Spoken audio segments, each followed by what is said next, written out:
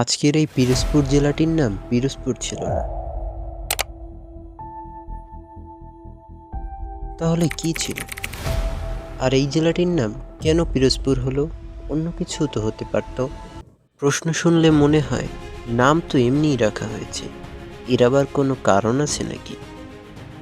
আছে।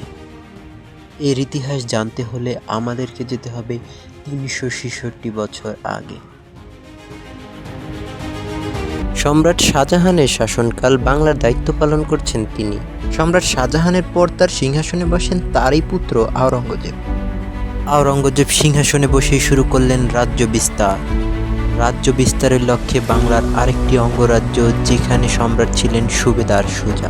সুবেদার সুজার সাথে যুদ্ধ ঘোষণা করল আওরঙ্গজেব। আওরঙ্গজেবের সেনাপতি মীর জুমলার নিকট পরাজিত হলেন শাহ সুজা। নিজের ও নিজের পরিবারের আত্মরক্ষার্থে চলে আসলেন দক্ষিণ বাংলায়। আত্মগোপনের জন্য সুগন্ধা নদীর তীরে তিনি একটি কেল্লা তৈরি করেন। তখনকার সময় যুদ্ধবিরোধী রাজাদের একটাই আইন ছিল, তা হলো তার শত্রুপক্ষকে বা পরাজিত রাজাকে হয় মৃত্যুদণ্ড, না হয় কারাদণ্ড।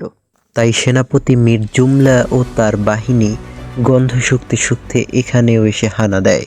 তার স্ত্রী সহ পুত্র ফিরোজকে বর্তমান নলছিটিতে রেখে যান এবং তিনি তার 2 কন্যাকে নিয়ে বর্তমান মিয়ানমারে চলে যান। এরপর তার রেখে যাওয়া স্ত্রী ও পুত্র ফিরোজ ধীরে ধীরে স্থান পরিবর্তন করে বর্তমান পিরোজপুরের পার্শ্ববর্তী দামন নদীর মুখে তাদের অস্তিত্ব গঠন করতে সক্ষম হয়। আর তখন থেকেই আমাদের এই পিরোজপুর।